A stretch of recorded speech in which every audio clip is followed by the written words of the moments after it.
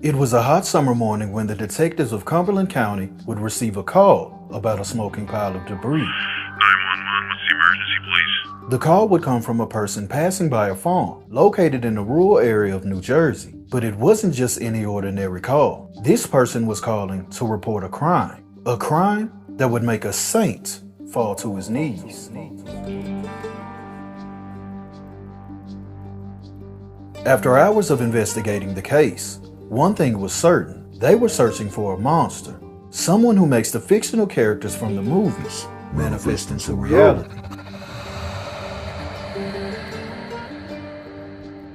But unlike the movies, there is no happy ending. In a script, you can rewrite the final pages, but for a story carved by fate, it's ultimately set in stone. This is the story of Tanya Cook.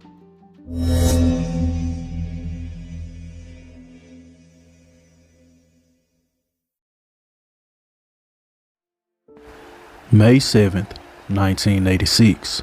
The world would make way for Tanya Cook. She would be born to her father, Ronald Hill, and her mother, Faye Cook. The place she called home would be the state of New Jersey. When it comes to the younger years of Tanya Cook, there's not a lot known. I can tell you that she was educated in the Bridgeton public school system. Growing up for Tanya brought a lot of challenges. She had to deal with certain things, such as being bullied about her weight, or when it came to academics, her heart just wasn't in it. As an adult, Tanya was known for someone who always put others before herself. She enjoyed cooking or going out to eat. She also enjoyed going to the beach. Something about the calm waters just attracted her. She enjoyed staring at the waves and pondering about her life. Tanya was confident. She enjoyed going out and dancing or changing her hairstyles to a lot of different styles. Whatever she felt like suited her at the moment, that's what she did. Among the many passions that Tanya had, one of her biggest was spending time with family and friends or interacting with her nieces and nephews. Tanya was raised amongst 2 sisters and 3 brothers, and between them, she had 6 nephews and 5 nieces. They all equally enjoyed being amongst Aunt Tanya, someone who was selfless, someone with a radiant smile and a warm laughter. But although she could show you a good time, she struggled with things inside. She wasn't where she wanted to be at in life. And on top of that, while her siblings were off getting married and starting families, she was struggling with relationships, having one disappointment after another. Tanya was someone who didn't ask for much, and she didn't want much. It was simple. She wanted her own home, a family, and to be able to raise children of her own. By the year of 2018, Tanya Cook would be 32 years old, and not much has changed. By now, she's living in Vineland, New Jersey, and at the time, she was still in pursuit of what people call happiness. Sadly, for Tanya, 2018 would be the year that pursuit would end, because a tragedy would hit, and while she ultimately dreamed of peace, she would receive it, just not in the way that she wanted. July 2nd, 2018. Around 8:17 a.m., a passerby would discover a pile of smoldering debris. Out of curiosity, the person would move closer to get a better look. What they thought was an object that was smoking wasn't. They immediately back out and contact the authorities. The authorities are dispatched to Lawrence Township, located in Cumberland County. The first thing they realize is that they have a homicide on their hands. There's a victim on the scene, but that's not it. This victim was not intact. And to make matters worse, the scene was set ablaze. Someone was trying to hide evidence.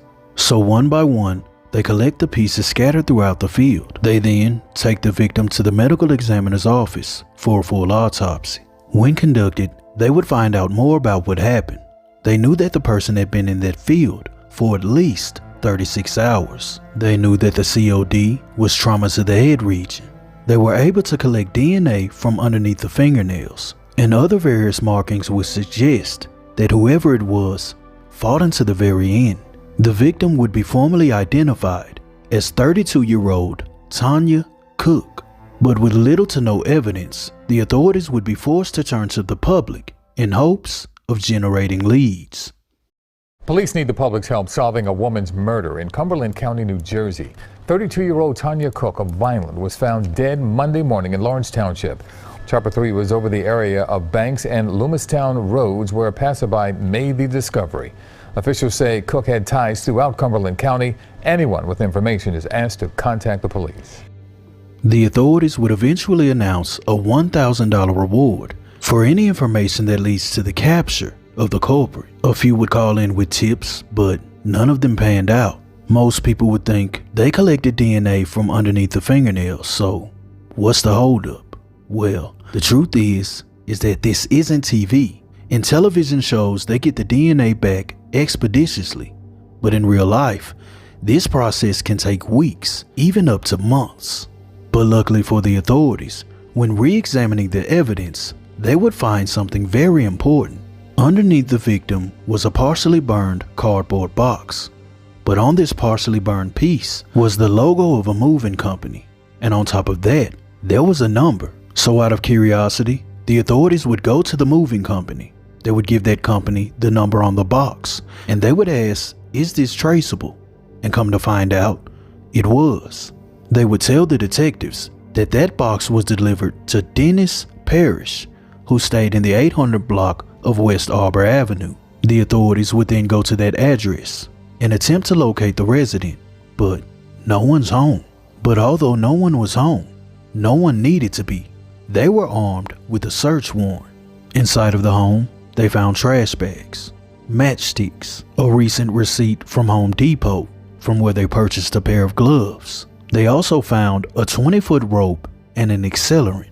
They also noticed one very peculiar thing. The home smelled like a strong cleaning agent. In light of that, they would spray the home with luminol, and after this, it lights up everywhere, on the walls, the carpet, and if that wasn't enough, they discovered a hatchet with a dark red substance. So, like deja vu, they bag and tag evidence and collect more DNA. They then set their sights on finding Dennis Parrish. The following day, July 12th of 2018, he would be found hiding out at a hotel. Before being taken down to headquarters, the first thing that they would notice is that his hands were covered and wrapped, and upon removing those bandages, he had marks all over his hands. It was at this moment they knew they had the guy that they were looking for. So he's hauled down to the interrogation room, where they begin their questioning. In a case with this much evidence, you don't have to beat around the bush. They go right in and ask him, "What did you do to Tanya Cook?" He replies, but it wasn't what the authorities were expecting. He tells the officers that, yes, he knows Tanya Cook. No, they weren't a couple. They were acquaintances. And on the night that they were hanging out, someone attempted to rob them. He claims that during that altercation, Tanya Cook was injured, and this injury would claim her life. Afterwards, the culprit left his home, but when they left, he says he panicked. He thought that he would be blamed. He says he was guilty of placing her in the field out of pure fear, but he didn't have anything to do with what happened to her. For a seasoned detective, this is frustrating because he has said all of the right things, and to be able to charge someone with murder, you have to prove it. So he could only be charged with tampering with evidence and moving the body. He's taken down to the local jail and booked in, but that wasn't it. They were going to continue to pursue this story, so they bring him in for several more interviews. By July 21st of 2018, he would crack, and he would admit to the authorities that he was in fact the person responsible. He would admit that he carried out the act with his bare hands. He would also say that it didn't happen fast. This lasted over a period of time. He was now informally indicted on charges and about to face trial. But as they say, justice is a slow-turning wheel, and although he was captured in the year of 2018, he wouldn't have his court date until 2022. The Cook family in the world lost a beautiful soul with the death of Tanya Marie Cook. And the loss of Tanya has been very painful for her friends and her family, especially for her mother, Faye, who stands next to me.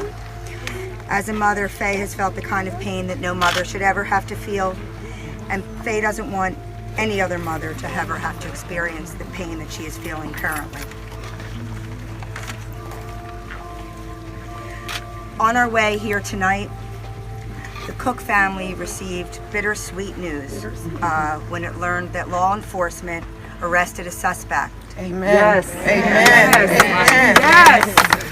Yes. In connection with Tanya's death. That's all the information that the family has currently, and that's all the information that we're at liberty to share with you at the moment. The Cook family does thank the New Jersey State Police Department and other law enforcement officers across the state for all the hard work that led to the arrest of this suspect.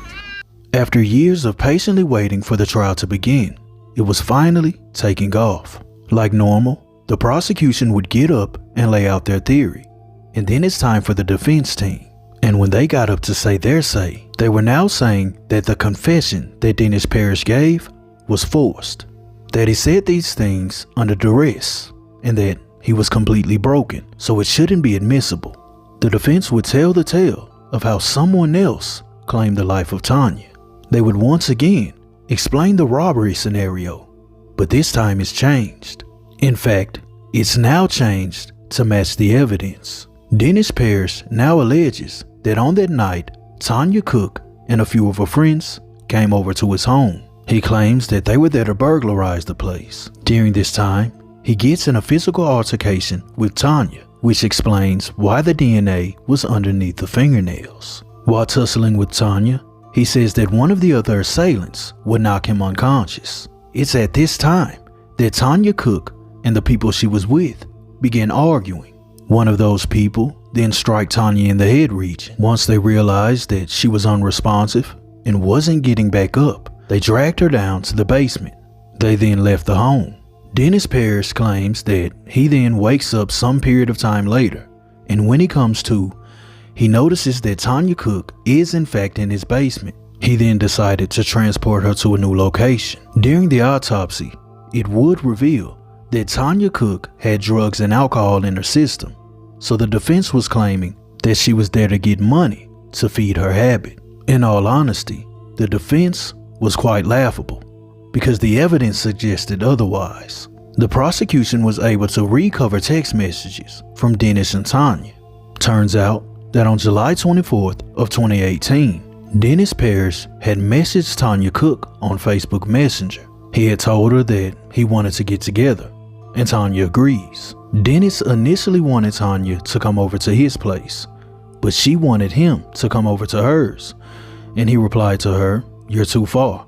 I'm not coming all the way out there." And then some time passes. In fact, a few hours. At 2:09 a.m., he would finally message Tanya back and let her know that he's on the way to pick her up.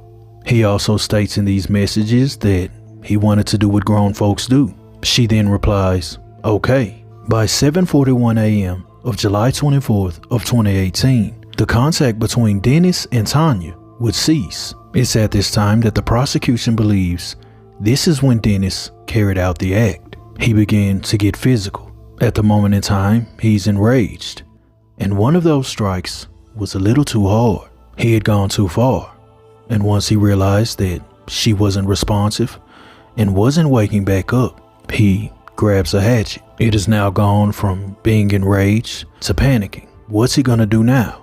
So then he takes her and he places her in bags. Witness testimony would detail that a few days later he was seen at his home, but he's in a U-Haul. The neighbor describes this as odd because he backed the U-Haul up to a side entrance of his home, but he didn't move anything out except for a sack that was about 2 feet long. The prosecution alleges that at this time he was placing the sack into a box. He then drove about 22 miles outside of Vineland to Lawrence Township. He then opens the box and begins to scatter the bags throughout the field. As for the significant and biggest portion, he ignites it, and then he drives off, returns to his home, packs his things, and goes to hide out at that hotel that they found him at. At the time, he thought he was successful. He had pulled it off. He cleaned his home. He even contacted his daughter to try and provide an alibi. He thought he did everything right, but there was one thing he did wrong. I mentioned that the investigators had found a partially burned cardboard box with a tracking number on it. The piece of that box was found underneath the victim, which is why the cardboard box didn't become fully engulfed. I'm guessing that Dennis Parrish never thought that even after what happened, that Tanya Cook would be the one to help bring him to justice. I detailed that Tanya Cook was found on July 2nd of 2018 and that the medical examiner determined that she was there for 36 hours, which means there's a time gap. If they allege this transpired on June 24th, where was she for those next few days? The prosecution had an answer for that. They believed Dennis Parrish had placed her in the freezer until he figured out his next move. As far as a motive, they didn't really need one. They had all the evidence they needed to convict him. But it's kind of clear as day. He told Tanya Cook at first he wasn't coming out there. It was too far. And then he goes and picks her up. And he tells her he wants to do what grown folks do. I imagine that after driving all the way out there and picking her up, he didn't get what he wanted. He then reacted, and this was the conclusion. The jury would find Dennis Parrish guilty on all charges. Dennis Parrish would spend the next 63 years in prison before being eligible for parole, and he was convicted at 57 years old, which is essentially a life sentence. What truly happened to Tanya Cook on July 2nd of 2018? We may never know, unless Dennis Parrish decides to tell the full story. One thing is for certain, that he took someone who was loved, cherished, someone with dreams who wanted to accomplish them, and in the end, she didn't get to see those days. This story is all around tragic and sad. My heart truly goes out to the family. Rest in peace, Tanya Cook. Thank you for being a light for others.